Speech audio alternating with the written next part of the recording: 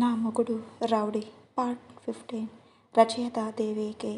నా చెల్లి సీతా మహాలక్ష్మి కూడా ఈ శ్రీరామ్కే సొంతం. పెళ్ళికి ఒప్పుకో మర్యాదగా. ఏంటి బెదిరిస్తున్నావా? ఎలా అనుకున్నా పర్వాలేదు. ఒప్పుకోకపోతే నీ చెల్లిని మీ ఇంటికి పంపించేస్తాను. హో, అయితే ఆ మాట వెనక్కి తిరిగి చెప్పు. వెనక్కి తిరిగి చూసిన శౌర్య లేచి నుంచుంటాడు. ఏంటయ్యా చూపు? ఏం లేదు అంటూ పెదవి విరుస్తూ ముందుకు వస్తుంది. హనీ, ఇది ఎయిర్పోర్ట్. ఏమన్నా అనాలన్నా చెయ్యాలి అన్నా ఆలోచించు. నేనేం చెయ్యను. అన్న, నాకు ఒక టికెట్ తీయు. నేను నీతో పాటు ఢిల్లీ వచ్చేస్తాను. ఈసారికి మన జీవితాలు దేశానికి అంకితం ఇచ్చేద్దాం. చిన్ను, జరిగేవి మాట్లాడరా. నన్నే వెళ్ళనివ్వడు. నిన్ను వెళ్ళనిస్తాడా మీ ఆయన? అయితే ఇంటికి వెళ్ళిపోదాంరా. ఈ రౌడీకి నేను బాగా అలసైపోయాను. అందుకే ప్రతిదీ నాతో ముడిపెడతాడు. శ్రీ, దాని మాటలు పట్టించుకోకు. నువ్వురా అంటూ చెయ్యి పట్టుకొని శ్రీరామ్ని తీసుకొని ముందుకు వెళ్ళిపోతాడు. బావా, చిన్నూరా. వస్తుందిలే, రావే. ఇప్పుడు టైం లేదు. నెక్స్ట్ టైం నీ కోపం చూపించు, ఫుల్గా భరిస్తాను అంటూ వెనక్కి తిరిగి అక్కడే ఆగిపోయిన హన్సీని పిలుస్తాడు శౌర్య. ఆ మాటకి వెంటనే వచ్చి శౌర్య చేతిని చుట్టేస్తుంది హన్సీ. బావా, నీ డెసిషన్ మార్చుకుంటావేమో, ఒక్కసారి ఆలోచించరా. శ్రీ, ఇంకొక మాట మాట్లాడావంటే నా మీదే ప్రామిస్ అంటూ శ్రీరామ్ని కారులో కూర్చోబెట్టి కార్ డ్రైవింగ్ ప్లేస్లో కూర్చుంటాడు శౌర్య. శౌర్య పక్కనే కూర్చుంటున్న హన్సీని వెనక కూర్చోమని చెప్తాడు శౌర్య. వెళ్ళి శ్రీరామ్ పక్కన కూర్చోగానే కార్ స్టార్ట్ చేస్తాడు. నువ్వు ఎలా వచ్చావురా చిన్ను? నేను వచ్చిన కార్ డిక్కీలో ఎక్కేసింది శ్రీ. కళ్ళు రోడ్డు వైపు ఉన్న చెవులు వీళ్ళ మధ్య ఉండటంతో సమాధానం ఇస్తాడు శౌర్య. చూసి కూడా నన్ను పట్టించుకోకుండా లోపలికి వచ్చేసావా రౌడీ? లేకపోతే ఎత్తుకొని తీసుకువెళ్ళాలా అంటూ వెటకారంగా అంటాడు. బావా, ఇప్పుడు కాలేజ్ రేస్కి ఎందుకు పోయావురా? శౌర్య స్పీడ్ రేసర్ని గుర్తు చేస్తుంటే భయంగా అడుగుతాడు శ్రీ. లేకపోతే ముహూర్తం దాటిపోతుంది శ్రీ. శౌర్య స్పీడ్కి హన్షి బిక్కుబిక్కుమంటూ శ్రీరామ్ చేతిని చుట్టేసి సీట్లో ఒదిగి కూర్చుంటుంది. 2.5 గంటల ప్రయాణాన్ని 40 నిమిషాల్లో పూర్తి చేసిన ఘనత మన శౌర్య గారిదే. హైదరాబాద్ నుండి రుద్రాపురంకి 2 గంటల ప్రయాణం అని ముందే చెప్పా. ఎయిర్పోర్ట్ నుండి కాబట్టి ఇంకొక అరగంట ఎక్స్ట్రా. శౌర్య రేసర్ అని ఆల్రెడీ చెప్పా. ఆ టాలెంట్ మొత్తం ఇక్కడ యూజ్ చేసేశాడు మన ఓడు. సడన్ బ్రేక్తో గుడి ముందు ఆగిన కార్ నుండి బయటకు చూసి, చిన్ను, వచ్చేసాంరా, కళ్ళు తెరువు, ఇంక బ్రతికే ఉన్నాం అంటూ శౌర్య వంక చూస్తూ వెటకారంగా అంటాడు శ్రీరామ్. అయినా తలపైకి ఎత్తక అలానే ఉంటే శౌర్య కారు దిగి హన్షి వైపు వెళ్ళి, హనీ, ఇలా చూడు అంటూ ముర్ధవంగా పిలుస్తాడు. అప్పుడు కళ్ళు తెరిచి కారు దిగి ఒక అడుగులో శౌర్యాన్ని హక్ చేసుకొని, ఇంత ఫాస్ట్గానా కారు నడిపేది అంటూ అతని గుండెలపై బాధేస్తుంది. కూల్రా అంటూ ఆమె చేతులు పట్టుకుని ఆపుతూ, తర్వాత తీరిగ్గా కొట్టవచ్చు పద, టైం లేదు మనకి అంటూ శ్రీ, నేను పిలిచినప్పుడే లోపలికి రా అని చెప్పి శౌర్య హన్సీతో కలిసి గుడి లోపలికి వెళ్తాడు. శౌర్య వెళ్ళేసరికి తాళి 2 చేతులతో పట్టుకొని నిలబడి ఉన్నాడు షారుఖ్. శౌర్య ఎవరికో మెసేజ్ చేశాడు. షారుఖ్ చేతిలో తాళి సీతు మెడలో చేరుతుంది అనగా ఆపండి అన్న వాయిస్ వినిపించి అందరూ అటువైపు చూస్తారు. ఇంకెవరు, మన పోలీస్ బాబాయ్లే వచ్చింది. అందులో ఒక కానిస్టేబుల్ వెళ్ళి షారుఖ్ ముందు నిలబడి, యువర్ అండర్ అరెస్ట్ అని అంటాడు. వాట్? ఎందుకు అరెస్ట్ చేస్తారు? దానికి సమాధానంగా షారుఖ్ ఒరిజినల్ బయోడేటా మొత్తం అతని ముందు పెడతారు పోలీసులు. వాటిని చూసిన షారుఖ్ ముఖంలో చెమటలు పడుతూ ఉంటాయి. శౌర్య షారుఖ్ ముందు నిలబడి, ఇది నీ బాబు పన, నీ పన అంటూ సూటిగా అతని ముఖంలోకి చూస్తూ అడుగుతాడు. మా డాడీ పని. షారుఖ్ నుండి సమాధానం. అయితే ఇది మీ డాడీ చెయ్యమన్నాడా అంటూ శౌర్య తన మొబైల్లో వీడియో ఒకటి షారుఖ్కి చూపిస్తాడు. అందులో ఏముంది అంటే ఎవరు చూడకుండా షారుఖ్ సాధిక రూమ్లోకి వెళ్ళి ఆమెను బలవంతం చెయ్యబోయిన వీడియో అది. ఆ వీడియోలో ఏముంది అని ముందుకు చూసిన రానా ఇషిక్లకు కోపం పీక్స్కి వెళ్ళిపోతుంది. రానా కోపాన్ని గమనించిన సాధ్వి వెళ్ళి రానా చెయ్యి పట్టుకొని ఆపుతుంది. కానీ ఇషిక్ కోపం ఎంతకీ కంట్రోల్ అవ్వక శౌర్యాన్ని పక్కకు లాగి గట్టిగా షారుఖ్ భుజంపై తన గుప్పెట బిగించి ఒక కిక్కేస్తాడు. ఆ అని అరుస్తూ భుజం పట్టుకొని కింద కూర్చుండిపోతాడు షారుఖ్. ఇషిక్కి కరాటే వచ్చు. ఇషి కామ్ డౌన్, సాది దగ్గరకు వెళ్ళు అని శౌర్య అనగానే ఫాస్ట్గా ఆమె దగ్గరకు వెళ్ళి హక్ చేసుకుని వాడు నిన్ను అని ఇషిక్ అడగానే అవును అన్నట్టుగా తల ఊపి కన్నీళ్లతో ఇషిక్ని చుట్టేస్తుంది సాధిక. ఇప్పుడు చెప్పరా, ఇది మీ డాడీనే చెయ్యమన్నాడా? భయంగా శౌర్య వంక చూస్తూ ఉంటాడు షారుఖ్. ఏంటమ్మా నీ పేరు షారుఖ్నా? అదొక్కటేనా? బాలీవుడ్ హీరో అందరి పేర్లు వాడేశావా? Jaffer son of Malik. శౌర్యకి నిజాలన్నీ తెలిసిపోయాయి అని అర్థమవుతోంది షారుఖ్కి. చెప్పండి మిస్టర్ షారుఖ్ అలియాస్ జాఫర్ గారు, నా పెళ్ళంతో పెళ్ళికి రెడీ అయ్యావు, అది అయిపోయింది. ఇప్పుడు వేషం మార్చి నా చెల్లి వీక్నెస్ అయిన షారుఖ్ నేమ్ పెట్టుకొచ్చి చీట్ చేస్తావా అంటూ జాఫర్ చెంపపై గట్టిగా కొడతాడు శౌర్య. ఇందులో నీ బాబ్ ఇన్వాల్వ్మెంట్ ఉందా లేదా? అస్సలు లేదు. ఇక్కడ పెళ్లి చేసుకుంటున్నా అని మా డాడీకి తెలియని కూడా తెలియదు. అసలు నేను ఆయన్ని కలిసింది నీ వైఫ్ని పెళ్లి చేసుకోవాలి అని అన్నప్పుడే. ఆ తర్వాత నేను ఫారెన్ వెళ్ళిపోయాను. ఫ్రాంక్లీ నేను ఫారెన్లో ఇలానే అమ్మాయిల్ని ట్రాప్ చేసి లైట్ తీసుకుంటాను. వాళ్ళు కూడా ఆ కల్చర్కి అలవాటు పడి ఉండటంతో పెద్దగా పట్టించుకోలేదు.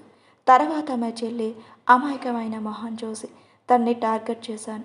తను ఇండియన్ అని ఫస్ట్ తెలియదు, మీ ఫ్యామిలీ అని అంతకన్నా తెలియదు. నేను అమ్మాయిని ఎంచుకొని వాళ్ళతో పరిచయాలు పెంచుకొని ఫుల్గా ఖర్చు పెట్టించి వాళ్ళు ఒప్పుకుంటే 1 నైట్ స్పెండ్ చేసి చేసుకొని వదిలేసేవాడిని. ఫారిన్లో డేటింగ్ కామన్ కనుక నాకు పెద్దగా ప్రాబ్లమ్స్ అవ్వలేదు. ఇదిగో మీ చెల్లిని సెలెక్ట్ చేసుకున్నాక చాలా లాస్ అయ్యాను. ఎప్పుడూ ₹1 ఖర్చు పెట్టలేదు నా కోసం. ఇలా వేలు కూడా తాకనివ్వలేదు.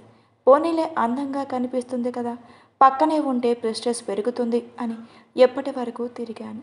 ఈసారి ఏకంగా పెళ్ళి అంది.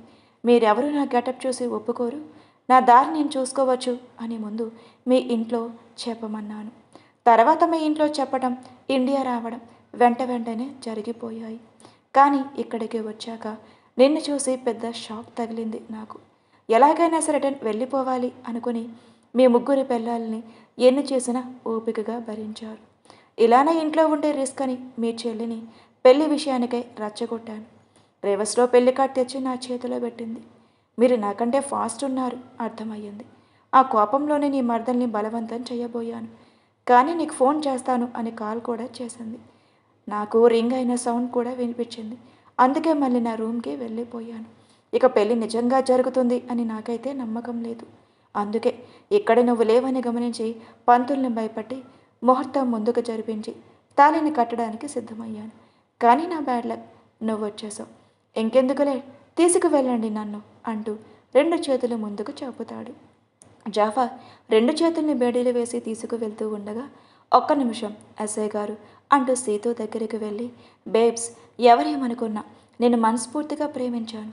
నీకోసం నా పేరు మార్చుకున్నాను అంటే నీ మీద ఎంత ప్రేమ ఉంటే అలా చేస్తాను. ఆలోచించు బేబ్స్, అందరూ కలిసి మనల్ని విడదీయాలని చూస్తున్నారు. ఎప్పటికైనా మళ్ళీ నీ కోసం వస్తాను. నా కోసం ఎదురు చూస్తూ ఉండు బేబ్స్, లవ్ యూ బేబ్స్ అంటూ బాధగా దీనంగా మొహం పెట్టుకుని చెప్పి వెనక్కి తిరిగి వెళ్ళిపోతూ శౌర్య వంక కన్నింగ్ స్మైల్తో చూస్తాడు జాఫర్.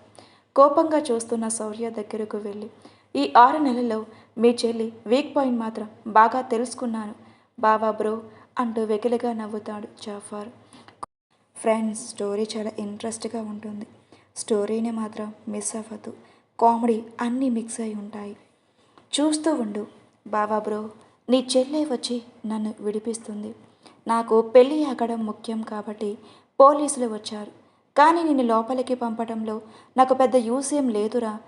సన్ ఆఫ్ మాలిక్కు, నువ్వు ఇప్పుడు లోపలికి వెళ్ళినా నేనే వచ్చి నేను విడిపించి ఉండేవాడిని. నా టార్గెట్ నువ్వు కాదురా, ఆటలో అరటిపండు. పెద్ద విలన్లా ఫీల్ అయిపోకు. నా తమ్ముడు ఒకడు కరాటీలో బ్లాక్ బెల్ట్ రా. నా పెళ్ళం అన్నగారు ఆర్మీ ఆఫీసర్. నా రెండో తమ్ముడు చిరుతపులి. నా గురించి చెప్పుకోవడం బాగోదు కానీ నేను నలిపేయడానికి వీళ్ళ ముగ్గురు చాలా ఎక్కువ. అలాంటిది నీ గురించి భయపడటానికి ఏమాత్రం ఆలోచించిన అవసరం లేదు. నేను ఒక్క సిగ్నల్ ఇచ్చాను అంటే కుక్కను కొట్టినట్టు కొట్టేస్తారు ముగ్గురు. నీకు అవసరమా ఇంత బిల్డప్? పోరా, రేపటి వరకు ఎన్ని ఊసులున్నాయో లెక్క పెట్టుకో. శౌర్య మాటలకి ఒక పక్క భయమేస్తున్నా, పైకి మాత్రం కోపంగా చూస్తూ పోలీసు వెంట వెళ్ళిపోతాడు జాఫర్. అన్నయ్య, ఇక పెళ్ళి ఎలాగో ఆగిపోయింది కాబట్టి ఇంటికి వెళ్ళిపోదాం పద. నా కోసం వస్తా అన్నాడు కదా నా షారుఖ్, అప్పుడే పెళ్ళి చేసుకుంటానులే. ఏంటి అప్పుడు చేసుకునేది? ఇప్పుడు నీ పెళ్ళి జరిగే తీరుతుంది సీతు. ఎలా జరుగుతుంది అన్నయ్య? షారుఖ్ లేడు కదా. నాపై ఏమాత్రం గౌరవం ఉన్నా నేను చెప్పిన వాడిని పెళ్లి చేసుకో సీతు. ఈరోజు నీ పెళ్లి జరిగేలా తీరాలి అంతే. నా మాటకి ఎదురు చెప్పేలా ఉంటే ఇప్పుడే ఎక్కడి నుండి నీకు నచ్చిన చోటికి వెళ్ళిపోవచ్చు అంటూ బయటికి దారి చూపిస్తాడు. నాకు మీరే తప్ప ఎవరున్నారని వెళ్ళిపోగలను? ఇంతకీ ఎవరు ఆ వ్యక్తి అంటూ కన్నీళ్లతో అడుగుతుంది. శ్రీ అంటూ గట్టిగా పిలుస్తాడు శౌర్య. శౌర్య పిలుపు వినగానే లోపలికి వస్తాడు శ్రీరామ్. వీడినా నేను చచ్చినా చేసుకోను, చెప్పాను కదా. ఈసారి నా మాటకు ఎదురు చెప్పే ఉద్దేశం ఉంటే నిర్ణయం నీకే వదిలేస్తున్నాను. శ్రీరామ్కి ఏమన్నా మాట్లాడితేడేమో అని చూస్తుంది సీతు. కానీ అతను మాత్రం మౌనంగా ఉండిపోతాడు. శౌర్య తనపై ప్రామిస్ చేయించుకొని లాక్ చేయటం వల్ల. సరే, మీకు నచ్చినట్టు చెయ్యండి అంటూ విసురుగా వెళ్ళి పీటలపై కూర్చుంటుంది సీతు. శ్రీ డ్రెస్ మార్చుకొని వెళ్ళి నువ్వు పీటలపై కూర్చో అంటూ white pant and white shirt Sriram చేతిలో పెడతాడు శౌర్య. డ్రెస్ మార్చుకొని వచ్చిన శ్రీరామ్ని కూడా పీటలపై కూర్చోబెట్టి ఇద్దరి చేత గౌరీ పూజ చేయించి బాబు మాంగళ్య ధారణ చెయ్యి అంటూ శ్రీరామ్ చేతికి తాలిబొట్టు అందిస్తారు పంతులు గారు. ఒకసారి అతని ఎదురుగా ఉన్న శివలింగాన్ని చూసి సీతూ మెడలో చూడు 3 ముళ్ళు వేసి తన భార్యని చేసుకుంటాడు శ్రీరామ్. శౌర్య హన్సీ, రానా సాధ్వి, ఇషిక్ సాధిక జంటలుగా వెళ్ళి కొత్త జంటలను ఆశీర్వదిస్తారు. శ్రీ, మాతో పాటు ఇంటికి వచ్చేస్తావా? లేదు బావా, ఇంటికి తీసుకువెళ్తాను. నేను రాను. నీ నిర్ణయం ఎవడు అడగలేదు సీతో, సైలెంట్గా ఉండు. శౌర్య అంత కఠినంగా మాట్లాడేసరికి సీతు కళ్ళల్లో నీళ్లు వచ్చేశాయి. బావా, నెమ్మదిగా మాట్లాడరా, పాపం చిన్నపిల్లరా. నువ్వే చెప్పాలి చిన్నపిల్ల అని. అలా అనుకున్న వాడివే అయితే ఆ వీధి కుక్కకి ఎలా వదిలేశావురా అంటూ శ్రీకి మాత్రం వినపడేలా అంటాడు శౌర్య. నువ్వు చూసుకుంటావు అనే ధైర్యం బావా. ఇక నుండి నేను అస్సలు మీ విషయాల్లో జోక్యం చేసుకోను. సీతు బాధ్యత మొత్తం నీదే అంటూ శ్రీరామ్ చేతిలో సీతు చెయ్యి పెట్టి చెప్తాడు. నా బాధ్యతలు నాకు ఉన్నాయి, ఎన్ని అని నెత్తి మీద పెట్టుకోను అంటూ తమ్ముళ్ళ వైపు చూపిస్తాడు. సరే బావా, కానీ నిజంగానే 1 మంత్ తర్వాత నేను ఢిల్లీ వెళ్ళిపోవాలి. అప్పుడు చూద్దాంలే, ఇప్పుడు ఇంటికి వెళ్ళండి. కార్ కూడా అరేంజ్ చేశాను అంటూ దగ్గర ఉండే కారు ఎక్కించి హనీ నువ్వు వెళ్ళు, నేను రేపు వచ్చి తీసుకొస్తాను. సరే అంటూ వాళ్ళతో పాటు కారు ఎక్కగానే అక్కడి నుండి వెళ్ళిపోతుంది కార్. మీరు పదండి అంటూ సాధ్వి వాళ్ళ వంక ఇంటికి ఏమైనా వెళ్తారా అని అడుగుతాడు. ఇద్దరు వెళ్ళం అంటూ తల ఊపుతారు. శౌర్య అందరినీ అక్కడి నుండి తీసుకొని హైదరాబాద్ వెళ్ళిపోతాడు. రామ్ ఇంత పెద్ద నిర్ణయం తీసుకునే ముందు మాకు చెప్పే పని లేదా అంటూ గుమ్మం ముందు భార్యతో కలిసి నిలబడిన శ్రీరామ్ని అడుగుతారు గోకుల గారు. మామ్, ఇందులో అన్నయ్య తప్పు ఏం లేదు, అంతా మీ అల్లుడు గారు చేసిందే అంటూ హారిత పళ్ళెంతో వస్తూ చెప్తుంది హనీ. త్వరగా హారిత ఇచ్చి అమ్మాయిని లోపలికి తీసుకురండి. సీతు వాడిపోయిన మొహాన్ని చూసి అంటారు గోవర్ధన్ గారు.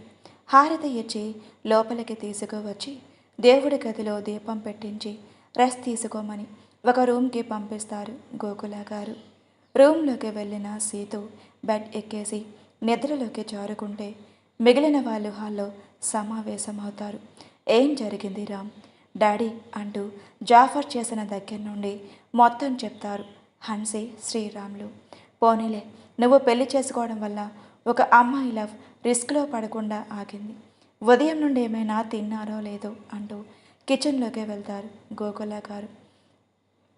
మళ్ళీ లిల్లీ దండలతో రెడీ చేసిన కింగ్ సైజ్ బెడ్ మధ్య గులాబీ రేకులతో వేసిన లవ్ సింబల్, రూమ్ మొత్తం సెంటెడ్ కెండిల్స్, అగరబత్తుల వాసన.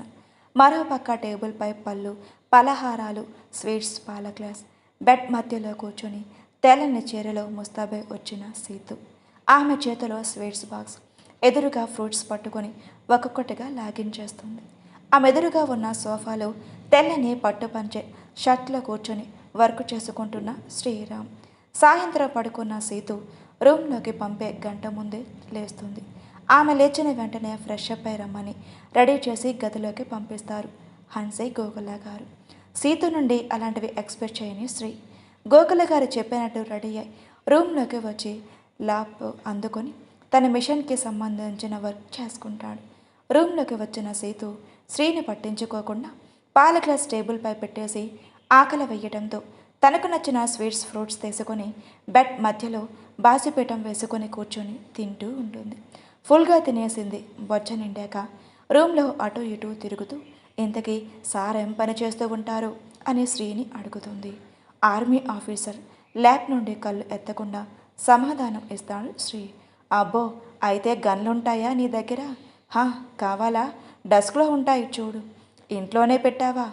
ఎవరిని షూట్ చేద్దామని? వేసేయడానికి కాదు, సేఫ్ సైడ్ కోసం. Daddy also police officer. హా, అంకుల్ కూడా పోలీస్నా? అంకుల్ కాదు, మావయ్య అంటూ సీతు పిలుపుని సరిచేస్తాడు. And daddy commissioner. అయితే నీపై కంప్లైంట్స్ ఇవ్వాలంటే మీ డాడీకి చెప్తే చాలన్నమాట. నాపై కంప్లైంటా? దేనికి ఇస్తావు? Please like and subscribe for more videos. ఈ స్టోరీ ఎలా అనిపించిందో కామెంట్ రూపంలో తెలియజేయండి. ప్లీజ్ మీ సపోర్ట్ని అందిస్తారు అని మనస్ఫూర్తిగా కోరుకుంటున్నాను. కొంచెం కామెంట్ చేయండి ఫ్రెండ్స్, నాకు కొంచెం బూస్టప్గా ఉంటుంది.